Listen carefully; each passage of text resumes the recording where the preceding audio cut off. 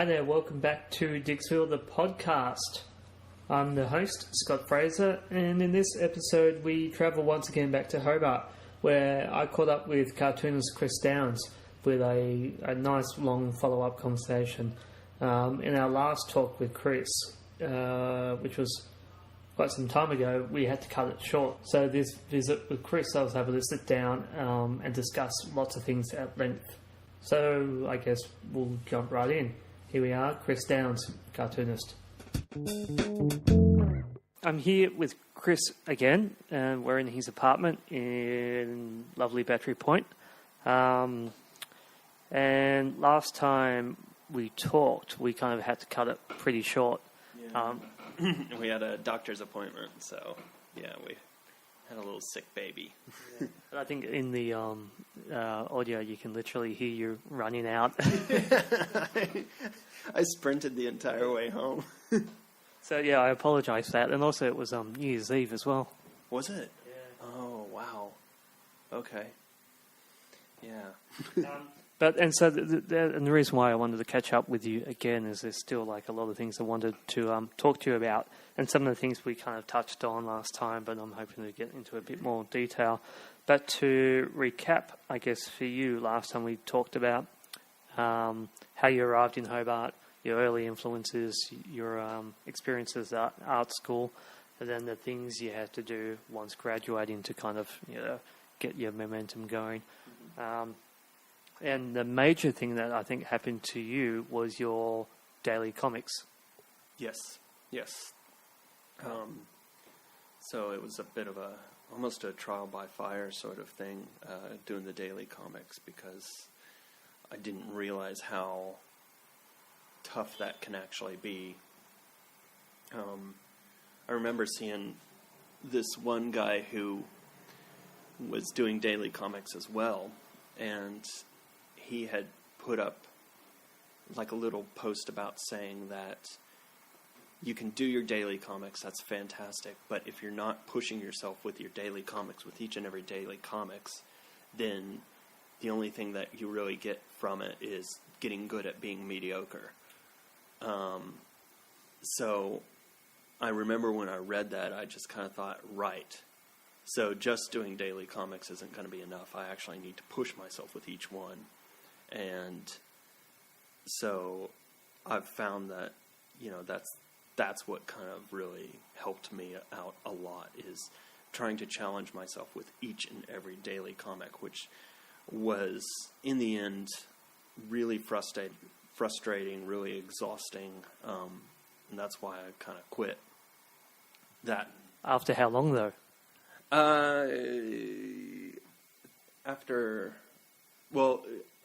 My daily comics are pretty mediocre up until a point, and you can almost tell that at one point I just kind of start thinking, right, I'm going to do this properly. I'd say like the last 100 were probably the better ones. Well, how long, when you say that you quit, how long were you intending to go on for? I wanted to go on for a year, do it all for a year. I ended up doing 300 of them, so okay. Yeah, I'm 65 short of my goal. That output, though, is more than most people have, in their entire kind of comic-making career. I know. And I think what's also been good with that is it made me realize just how much work goes into any sort of graphic novel sort of publication. Yeah.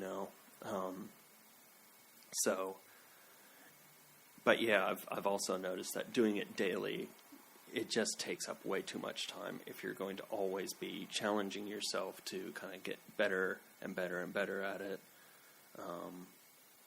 So that's an incredible amount of self-discipline too. Like, you could have easily rested on your laurels and just kind of copied the same character day in day. Like, there would have been a lot of shortcuts you could have done, but yet you forced yourself to continually push yourself with new ideas, new techniques, new formats.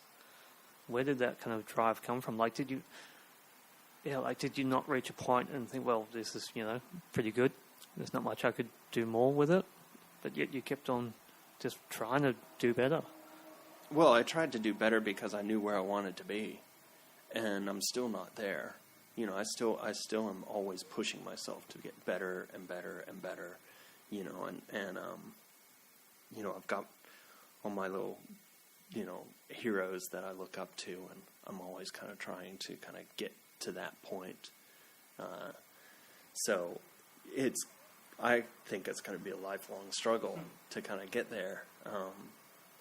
But, you know, maybe it's just one of those things where, you know, you as the artist, you look at your own stuff and you realize how much better you could be at something. And one of the things I wanted to get into you today is about your technique and process. So with your daily comics, I guess when you do over 300, the way you approach it was probably a lot different from the start to the beginning. Yeah. So what was the drawing tools that you started using? I used a kind of turquoise pencil because that's a non-repro blue. So I used that just to kind of sketch the idea down. And then I just used two Staedtler pins. You know, one was I think a 0.25 width, and the other was a 0.7 width. And just kind of cycled through that, always buying refills for it. And were you worried about your what paper you were using? No. The first, I want to say the first 200 pages were actually from a small little mock-up book that I had, that someone had given me with just 200 blank pages in it. So the paper itself wasn't actually good at all. And I just kind of finished a cartoon and just ripped that page out. And what size were you doing it? A5. Did that process change at all throughout the 300 odd pages? Only when I ran out of paper from that. I know when I started out I was using ballpoint pen just to do the cartoons, but that changed really quickly. And then once I got with those pins, I pretty much stuck with them. You know, I changed the way I thought about doing things with them. But then after I was completely done with the diary comics, I had a master class with Hicksville. Who did Dylan Horrocks. Yep. Dylan Horrocks.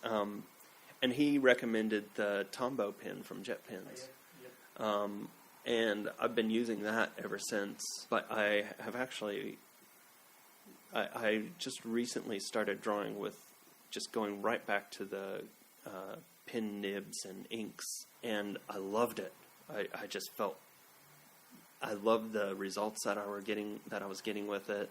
And it's not that I exactly want to go back to that, but I'd like to try and find something that's a little bit more like that that I can use. The problem with those is the drying times of the ink. Yeah, there's the drawing times of the ink, which is bad. I don't know. I'm not 100% happy with the pins that I've got because the tip runs out very quickly before the ink does. Yeah, okay. You have to reorder them from overseas. Yeah. I mean, you know, fair enough. They're only $3.50 a pin, but I still want something that I can kind of get just a really thin line with. So it's probably going to be one of those things that I'll die before anything ever comes about that is the absolute perfect thing to work with. Yeah. And you've just got one of your most recent editorial cartoons, the original, in front of me here, and we'll get into your editorial process a bit later. But just the technique, it looks like you haven't changed much. You got your blue, non-reproducible pencil lines, and then your inks over the top. So I guess that process hasn't changed much. No, that process hasn't changed hardly at all. So I still use the blue just to kind of think on paper and to compose things and you know, I even use the blue with my sketches. Yeah. You know, They're nice pencils to work with. They are. I love it. Yeah. I absolutely love it. There's other people who hate it, but for me, it's. I can't work from lead pencil now to inks.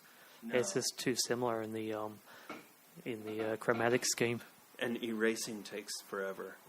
Yeah. And plus it's just kind of nice. You look at this and you can almost see the artistic process. Yeah. With it all. You can tell like I spent ages trying to get that hand right, or that position right, and you can tell like the bits that I got just perfect the first time, and then you can tell the others that I really, really had to work on to get right. And you can see how much you leave till the inking stage as well. Yeah. Like I love your cross-hatching. Oh, yeah. Well, I guess most of your cross-hatching you don't really do at the pencil stage. No. Actually, what about your lettering? Like that's a big part of your work. Lettering is one of those things that comes second nature to me. I can letter no problems. And in fact, that's the first thing that I'll do is I'll get all the lettering out of the way. And, I know that there's a lot of people who hate lettering. I personally, that's the thing that I look forward to the most. I guess the thing is I see lettering as putting a puzzle together. I see all of the letters kind of interconnecting like little puzzle pieces. And you use the same pens? Yeah. Yeah. And do you ever change the style? Like it's a very serif-based all caps. Oh, I've changed it here for the Kevin Rudd Gollum character, but every now and then I'll do a word in cursive just to kind of break things up a little bit. And this is the same style you used on your daily comics too, isn't it? With lettering? Yeah. I only kind of did that lettering halfway through. Okay. So I was doing kind of really bland lettering to begin with, and then one day just kind of woke up to the fact that, hey, this is my comic. I can do whatever I want to. I can letter it however I want to. And once I did that, that's when suddenly everything just kind of felt really natural to me. So before you actually put pen to paper, what's the idea generation process? I mean, going back into the daily comics at first. The daily comics, it was just find something from the day to work with. And So that meant you had to wait till the end of the day to look back? Yeah. So I'd usually wait until maybe about 8, 9 o'clock before I started, and was usually up till about 1 working on it and finishing it up. And yeah, I ended up, that's why I ended up getting sick from it all, because of lack of sleep, So, yeah, I don't, as nice as it was for me, I don't ever want to go back to doing that. It was just way too much. It was a lot of work. But I guess it was really good training for what you're doing now, like having to come up with an idea within a day, well, half a day, I guess. Mm-hmm. It was a lot of, you're absolutely right. And, I still find it really hard a lot of times to come up with an idea. And, when you've got just something on like some sort of tax reform mandate, and you're just like, what the crap? But I've noticed, from looking at other cartoonists and seeing how they tackle these issues and what they do, and each cartoonist, you can definitely tell like their writing style as well as their drawing style, which is something I'm finding really exciting. And I only did this as kind of like a comic strip sort of thing because the day before I was actually looking at all my old comics that I did, and I thought, I should do my next political cartoon as a little comic strip and just see how it works out. And this one that we're actually talking about is published on today, the 13th of March, in the Hobart Mercury, and maybe we'll put the finished piece up on this website. But it's Julia Gillard as Frodo from Lord of the Rings. So it's 1, 2, 3, 4 panels, like 3 smaller panels at the top and 1 big long one down the bottom. And basically it portrays the ring as the 2013 election. And then by her side, she has, Julia Gillard has Wayne Swan as Sam, and then Kevin Rudd very cleverly as Gollum. And there's a very well done caricature of him, and he's after his precious, which is the leadership of the Labor Party. And then often in the distance you have Tony Abbott's head as the Eye of Sauron. It's very clever. Yeah, and mining trucks all around him because it's West Australia as Mordor. And we were talking before about off record about how this actually took you a long time, and there's a lot of detail, and I guess that's what happens when you do 3 panels and multi-characters. Yeah. It took me ages, and plus the writing of it, I had to get it right, and I really, really wanted to use the line, "One does not simply walk into West Australia," but I just couldn't. I couldn't find a way to fit it in. And plus, I've also noticed that a lot of times I'll come up with this sort of thing, and a lot of people won't actually get that joke or get that reference, and I'm realizing that I'm much more of a nerd than I actually thought I was. But so the idea generation, though, how often are you doing these cartoons? Oh, it depends. I've got a regular Monday cartoon that I always do, but every now and then I'll be called to fill in for either John Kadelka or John Farmer. Is that because they're sick, or do you know? Or most of the time, sickness doesn't hinder a cartoonist. I've had to do cartoons with raging migraines before, so that's not really a thing. It's either vacation leave, or John Farmer will sometimes say that he's got another project going on that he can't do a cartoon that day for, or that week for. Is John Farmer, does he sign his work Polly? Yes, sorry, that's okay. Polly. Yeah. So he'll call me and just say, "Hey, look, I can't do any cartoons this week. Can you do them?" And most of the time I'll say yes, because it's good money, it's good practice, all that sort of thing. Yep. He does good work. He's got a nice line. Oh, he's fantastic work. He's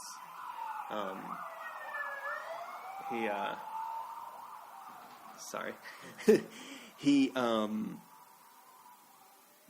His line work's incredible. And I love the way he draws sleeves. I know that sounds really silly, but I love his sleeves. And boy, oh boy, when he draws tree roots as well, he really goes to town on them. You can tell with John when he's excited by an image that he's creating. Is he local? Yeah. He actually works in the Mercury building. Okay. Yeah. So has he been there for a while? I think he has, yeah. I think he's been there for quite a while. Yeah. I know John Kadelka's been at it for a while too. Oh yeah. Yeah. He does good work too. Oh, John Kadelka is amazingly funny.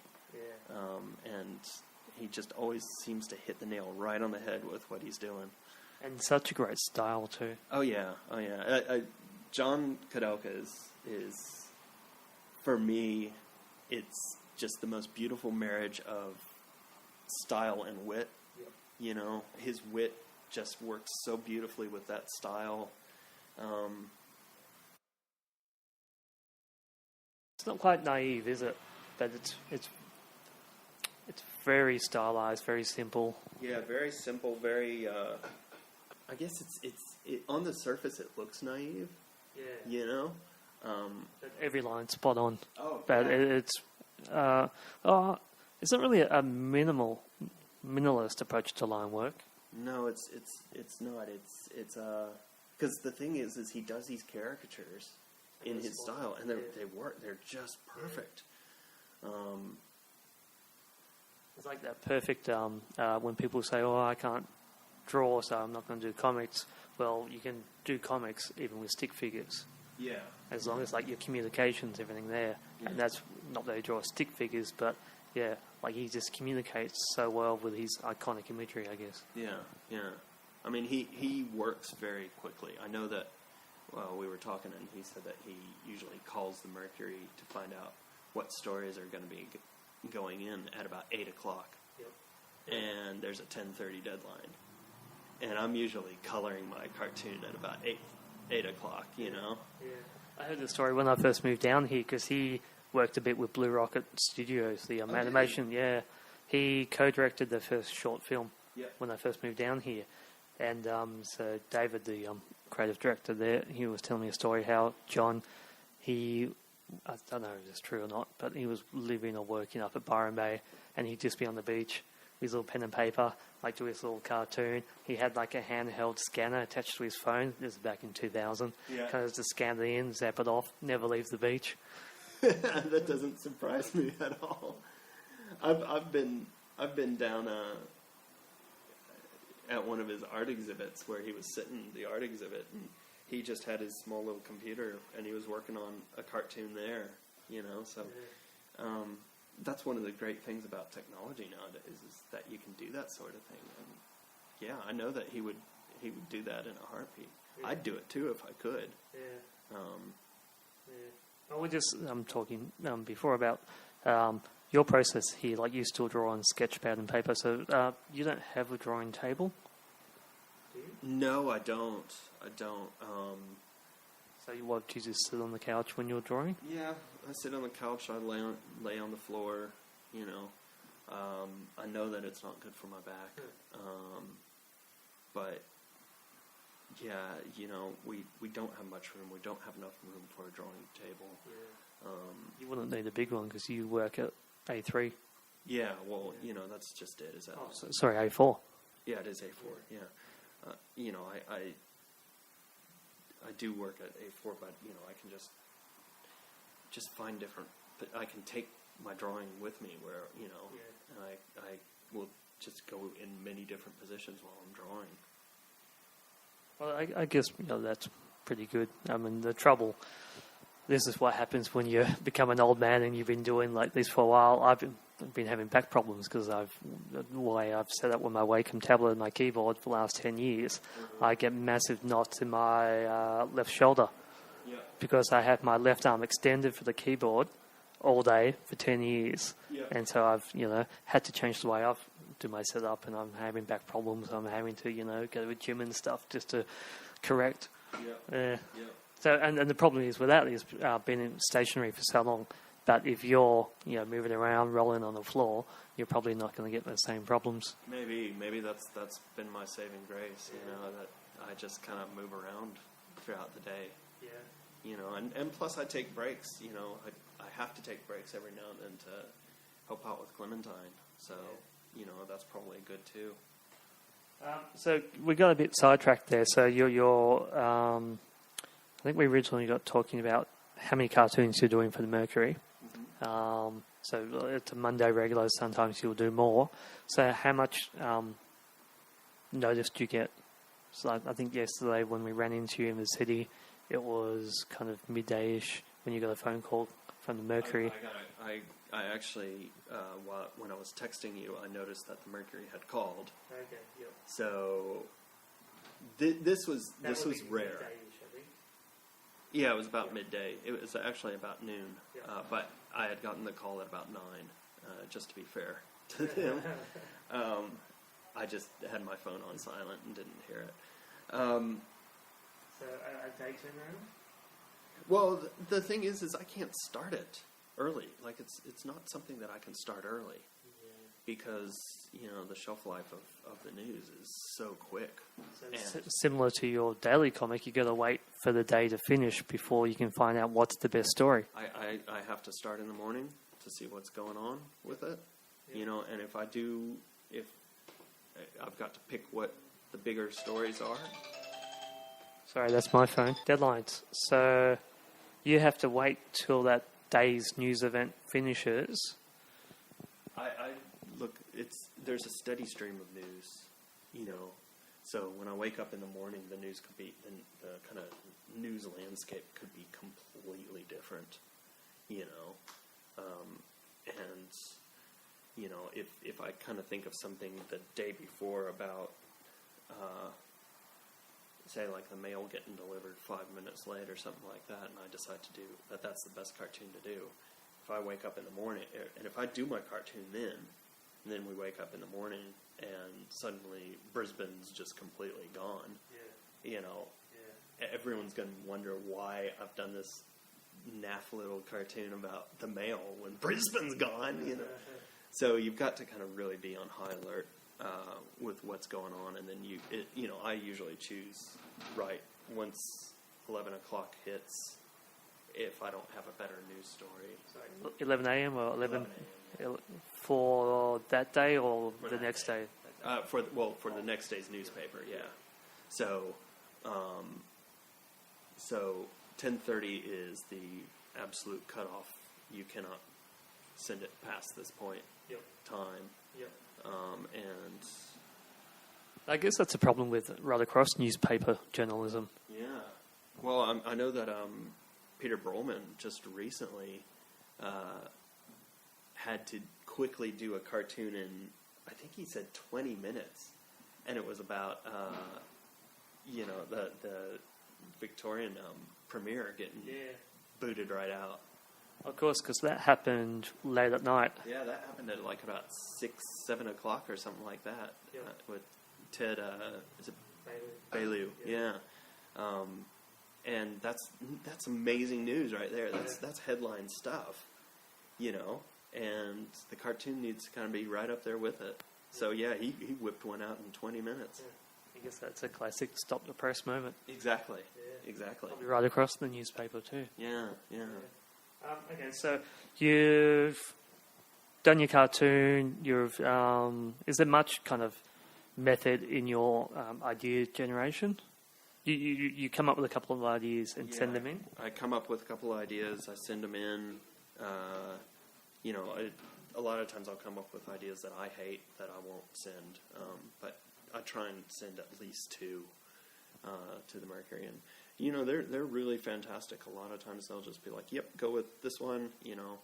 I very rarely get knocked back to the drawing board. But if it happens, you know, that's just the way the business is. I have to kind of get back to the drawing board.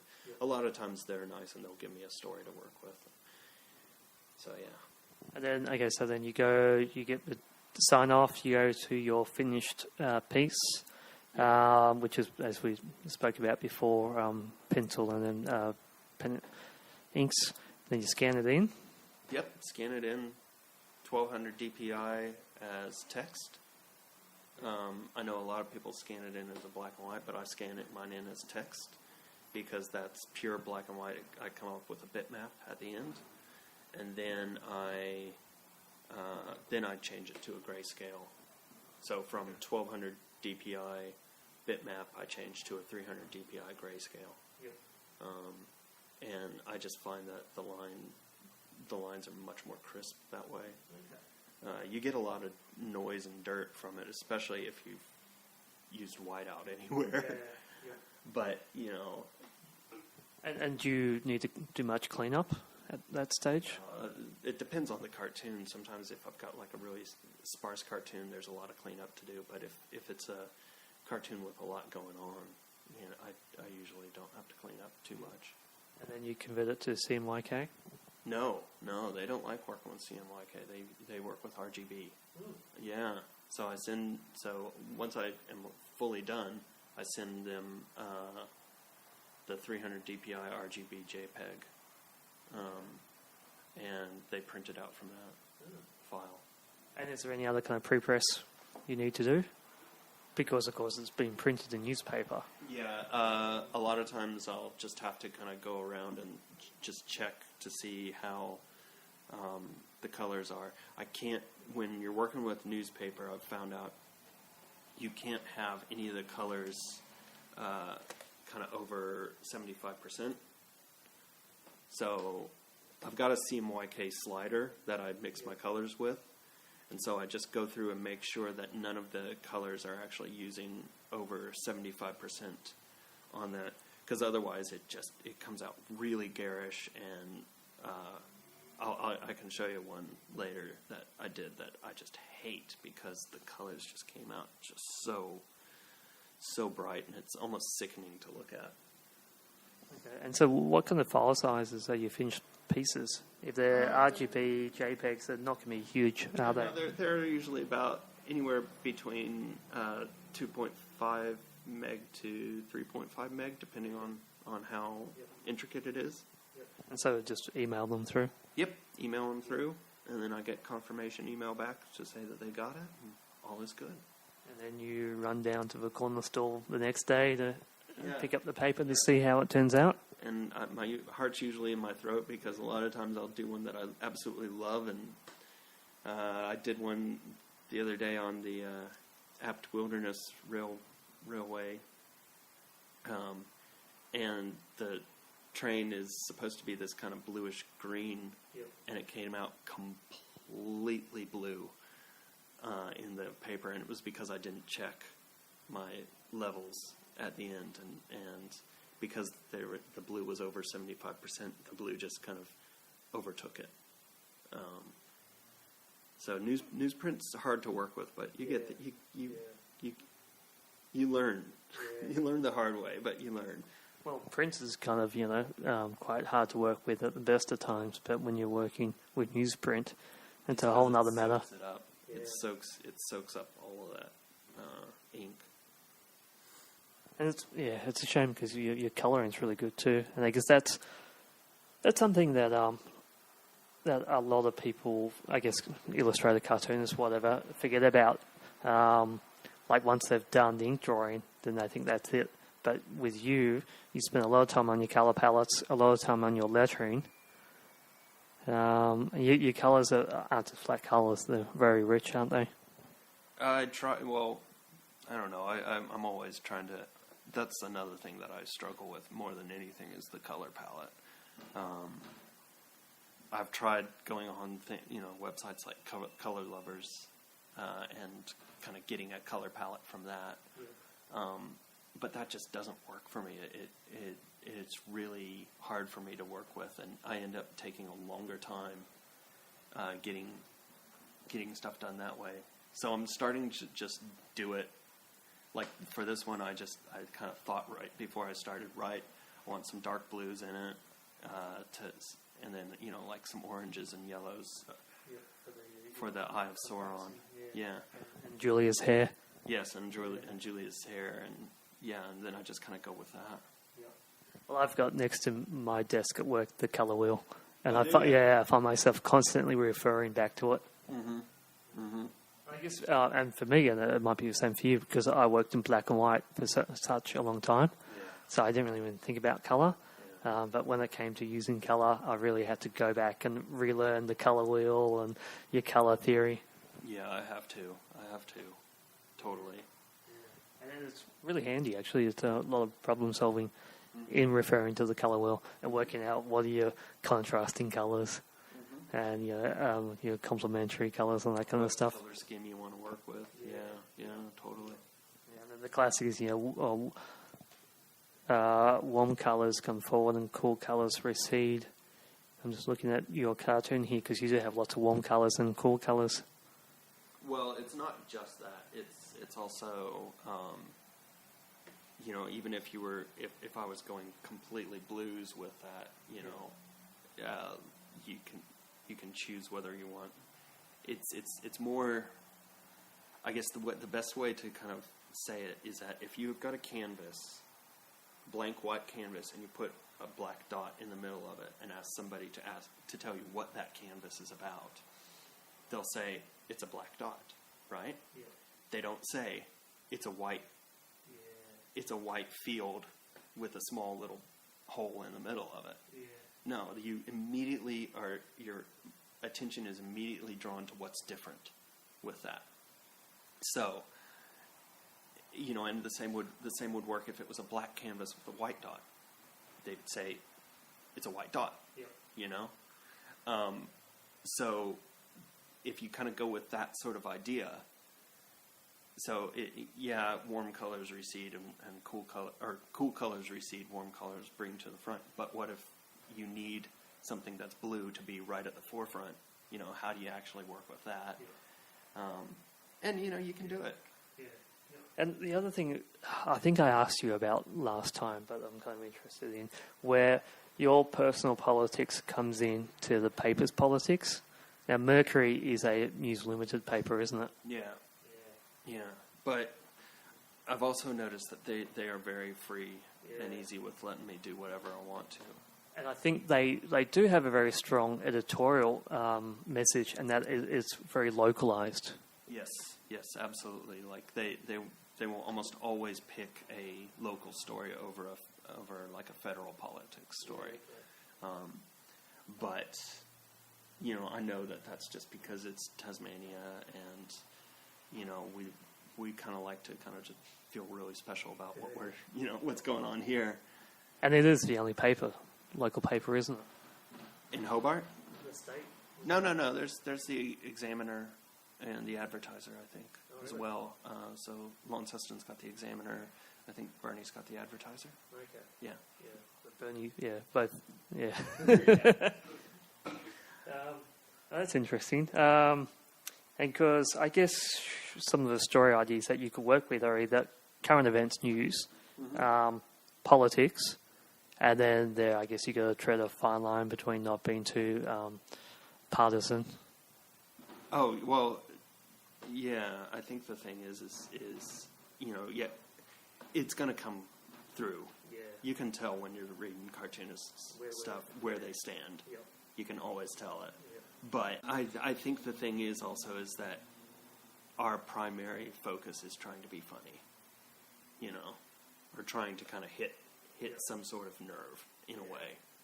Sometimes being funny can be making fun of someone, and that might also align with your personal politics. Well, I've come up with heaps of great jokes that would have been great if I were more, you know, on the liberal side of politics, you know.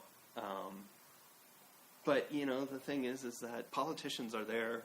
You know, it's our job to make fun of politicians, whether we agree with them or not. I'm not gonna try and kind of mollycoddle, you know, and cotton, you know, wrap Julia Gillard in cotton wool. If she does something that angers me, I'm bringing out my lance. I guess there's lots of high pressure local stories as well. Because the other thing that you do are local community focused stories. But with Tasmania, there's some very hot topics at the moment. Like I've seen you come out against guns a couple of times. The massive kind of the big fishing ship, even against forestry in general. Yeah. Well, you know, I do. You know, I am kind of more. I do kind of lean towards kind of green ethics.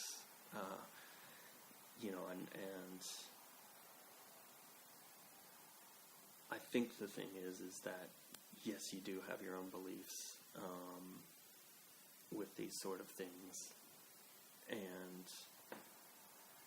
that does come through, and I do try to educate myself completely on, you know, what the Greens are trying to do, what the Liberals are trying to do, what, you know, the Independents are trying to do, what Labour is trying to do, and I try to kind of understand where each of them are coming from with that.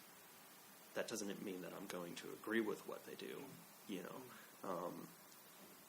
And so after kind of getting this as much of a knowledge as I can, you know, of what's happening, then I make my own decision of what path I want to take with the cartoon. Does that make sense? Yep. And this is what another question I was going to ask you. Obviously, you're not from Australia, and I think you made a gag at some point about you trying to get your head around Australian politics as opposed to American.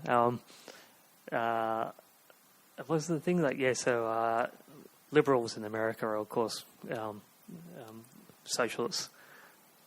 Or anti-conservatives, and it's the other way around here. Yeah, well, I mean, that's just it, is that, like, you know, the liberal here is a much different sort. Like, they're using another version of liberal politics. I know I did a lot of reading up on that when I was actually writing that joke, because I didn't want to step on any toes or anything like that and be outed as being completely wrong with what I'm saying. But it is a different kind of take on what liberal actually can mean. And I think what I just loved about it was you know, in America, everyone sees Australia as being completely opposite to what America is, you know, and it's, you know, their first idea is the fact that toilets flush the other way around, which isn't exactly true. The water just goes. In Australian toilets, they don't exactly swirl like American toilets do. The water's just not there anymore. But, you know, when people ask me that sort of thing, I'm just like, but, you know, there's other things, you know, light switches, you actually flick up to turn them on, I think. Or you flick them up to turn them off, and then flick them down to turn them on. I found that's opposite. Yep. You know, and then there's politics. Yeah. You know. Yeah, and I guess where you're from, in the States, Tennessee, South, and Texas as well.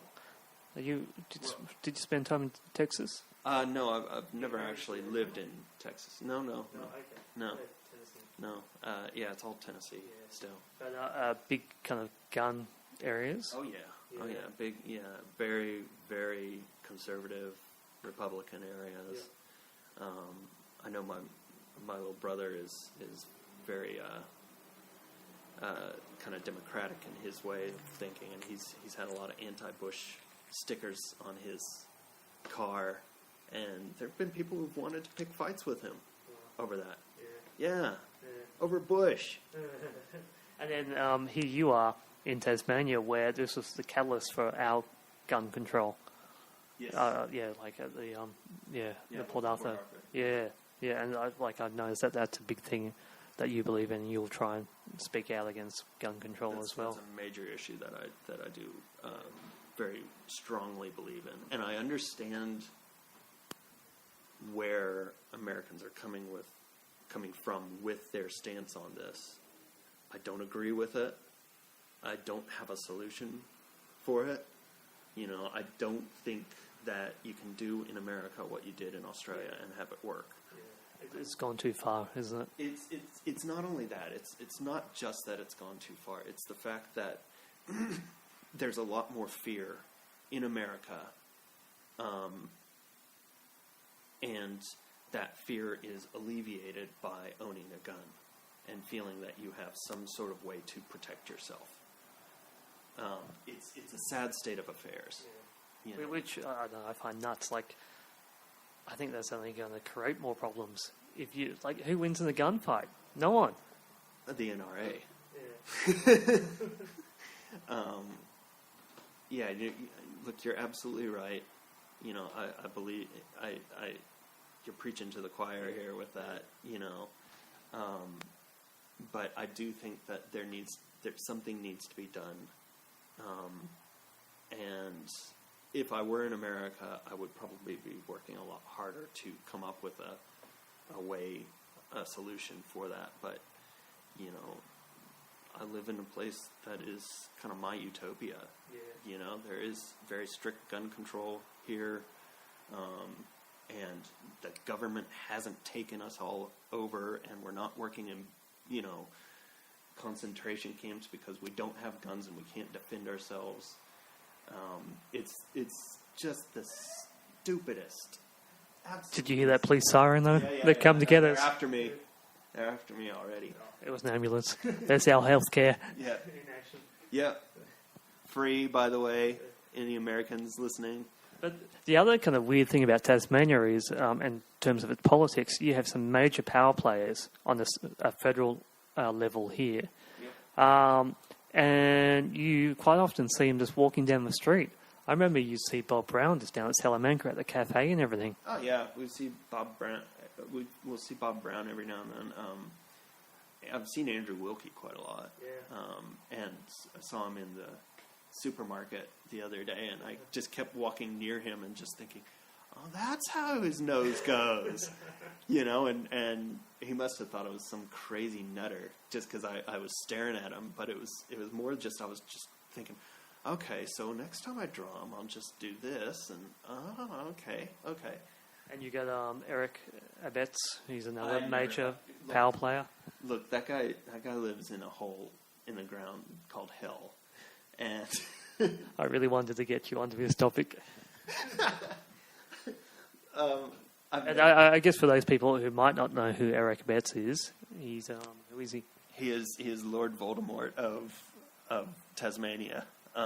He's very litigious. Yeah, I know, but he would never listen to this.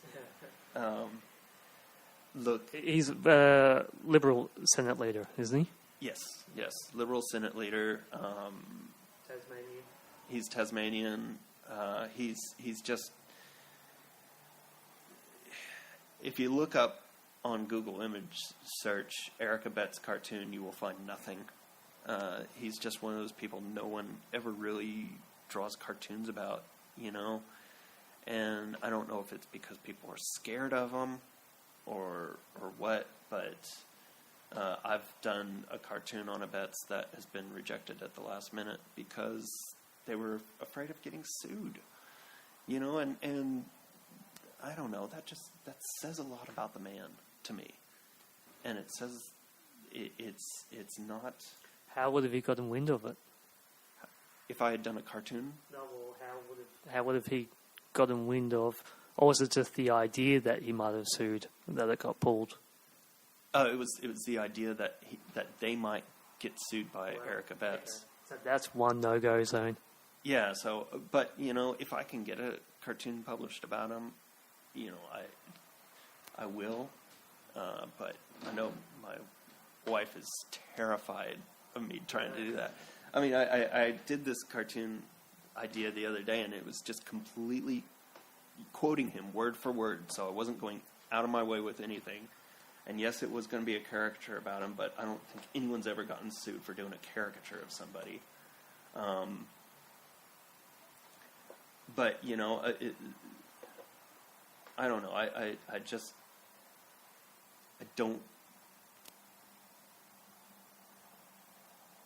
I don't know anybody who likes him.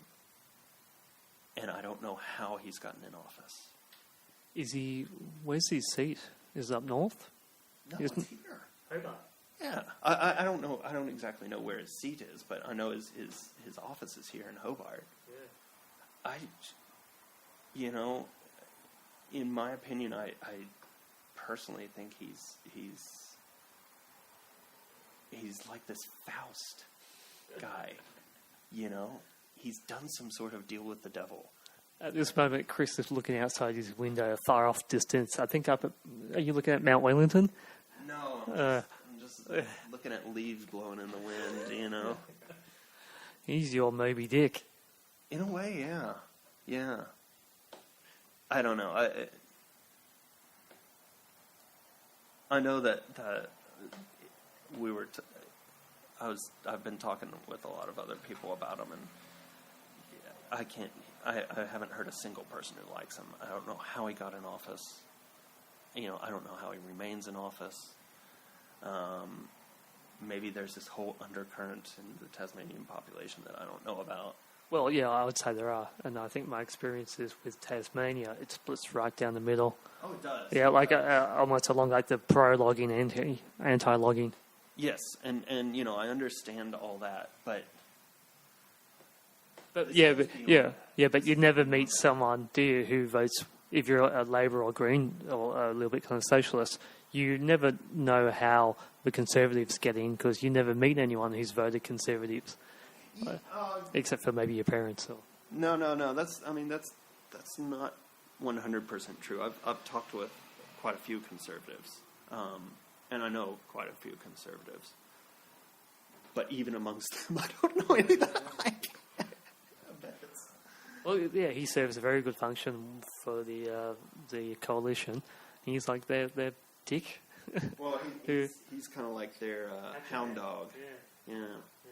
But aside from Eric, I mean, you have Christine Milnes as well. She's down here, isn't she? Yep, she's down here. So Christine Milnes, Bob Brown, Andrew Wilkie, very powerful kind of politicians who are very accessible. Yep. So, and then, so when you ran into Adam Wilkie's in the supermarket, like, do you feel like you could go up and say, "Hey, I'm Chris Downes, the political cartoonist. You may have seen my work," kind of thing? I don't want him to know who I am. I've made fun of him so many times. Yeah. He'd probably burst into tears. Yeah. No, I doubt that. Yeah, you haven't been that mean. No. Yeah. And even like your state politicians are incredibly accessible down here. It's such a small place. Yeah, it is a small place. It is a small place. Yeah. And, you know, you'll see them at concerts and stuff and openings and this sort of thing. Yeah. So you happy to remain kind of in the shadows for now? I'm very happy. It's a completely cowardly position to be in, but yeah. Okay, so that's all very interesting. But also, you have been involved in lots of festivals. Yeah. And I guess staying on the moment on your political cartoon, you've got something coming up this weekend, don't you? Yeah, so it's going to be a panel with John Kadelka and Andrew Marlton, who's First Dog on the Moon. For Crikey. Yeah, for the Crikey.com. And yeah, the three of us are going to be doing a talk on our cartooning and stuff, which completely goes against what I was just saying about keeping a low profile. Half the audience will probably be the politicians. Yeah, I know. Waiting with Rotten Tomatoes just to throw. And this podcast will probably go up after that event happens. And I think last time we talked, you were about to do your thing with the Mona Festival.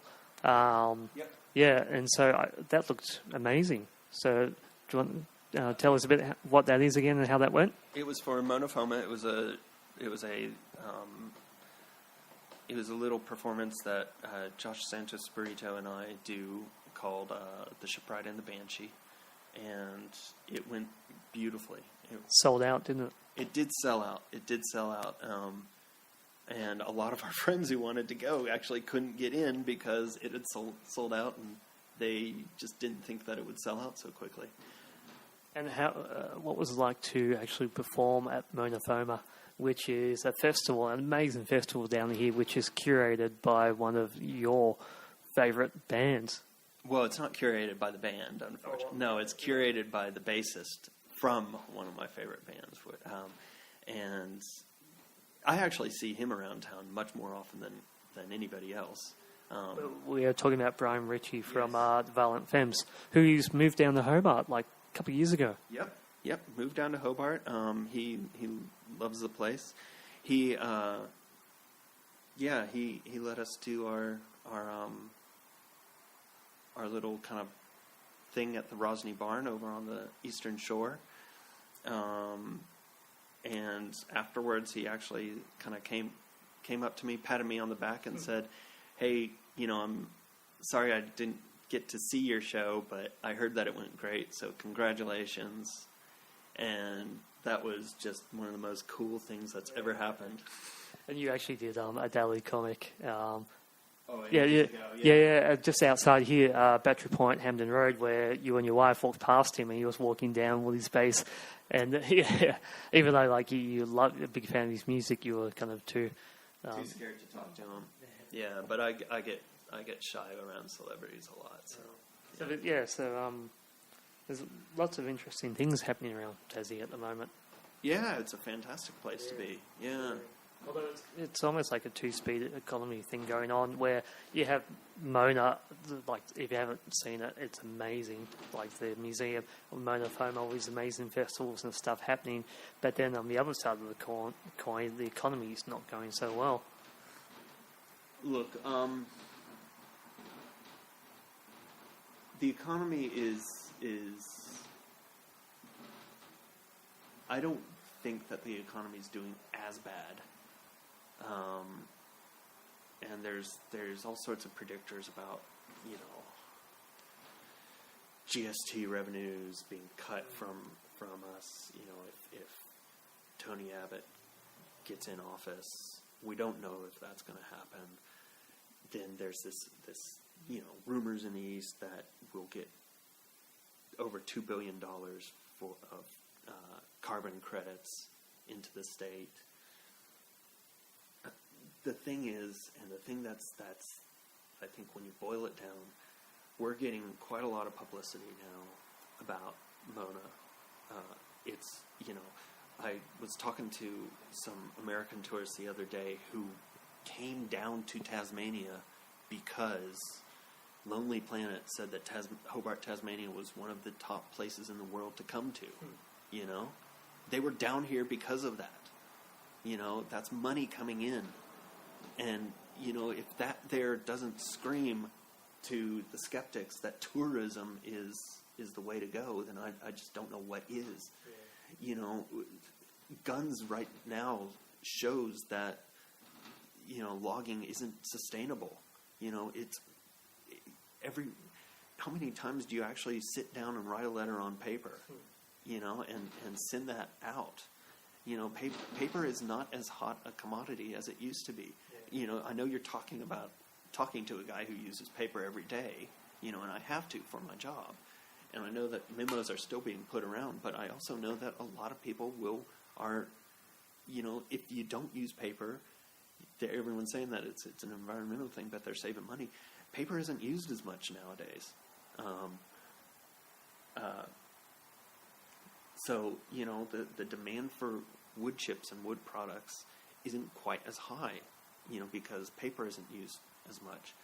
I'm not saying cut out forestry altogether, because there's still many, many thousands of things that you can still use wood for that are great, you know, that help out, you know, that help people out, that are sustainable.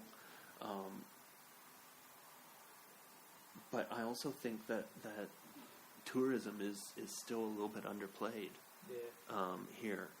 Yeah. And it's been Tasmania's big secret, not secret weapon, but big weapon for a long time. What? Tourism. Tourism, yeah. I mean, and now with Mona and all this kind of amazing stuff happens, but it's kind of a little bit frustrating to see. Like, you walk through town, half the shops are closed, and on a Sunday, like, nothing's open still. Yeah. But that's Tasmania, you know? Yeah. The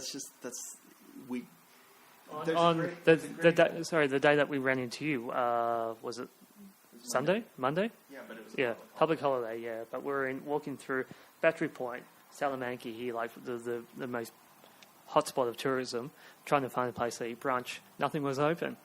And the one place that was open, it was packed out. Yeah. Look, I saw a bumper sticker the other day that said it all.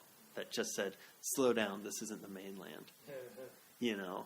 And I think that's just it. Tasmanians like to live, you know, at a slower pace than other people. And, you know, that's why that we still, you know, have, like, Sundays, not much is open that day. Everyone just goes to the park that day, you know, or sits around and plays video games. Not much happens that day. So, and back on the whole topic of tourism, Tasmania Museum and Art Gallery is having a major refurbishment, and once that's done and ready, it's going to be like a double-barreled shotgun for tourism. You know, it's just that and Mona are going to be major draw cards. It'd be interesting to see how they do that, because Mona, you know, the big deal is it's privately funded, privately run kind of thing from one guy, whereas the Tasmanian Museum is state. Yeah. And so it'd be interesting to see how far they can go with their bureaucracy and red tapes. Well, they're using Mona as inspiration, oh, really? And they work very closely with Mona. Oh, nice. Yeah, so they've done stuff in conjunction with Mona, and the two of them are actually working much more together than, you know, everyone thinks they are. Oh, wow. And so because of that, I actually think that the Tasmanian Museum and Art Gallery is wanting to push that red tape as far into the corner as possible. Cool. Well, we got sidetracked a little bit throughout this talk, and you got your big hippie spree on. But I guess finishing off, one question is, have you got any ideas coming up for like your own comics again? Like, have you got any stories that aren't autobiographical or editorial? Unfortunately, I don't really want to talk about them because that's that great line. Well, there's that great line from the movie Grand Canyon where if you talk about an idea, it can take the place of actually doing it. That's why I'm doing this podcast. Yeah, there you go. Yeah, and it's actually true. And I've heard somewhere that talking about doing something fires off the same kind of chemical things in your brain as actually doing it. Yep. So that's why a lot of people talk about it and never actually do it. Yep. Yeah, and that's kind of why I'm doing this podcast. Yeah. So I feel like I'm actually doing something. Yep. So that's why I don't really want to talk about that, if that's all right. Yeah, nice. Cool. Okay. Well, we'll have to look out for it. Okay. Yeah, cool. Thank you, Chris. Thank you. All right. Thanks for listening.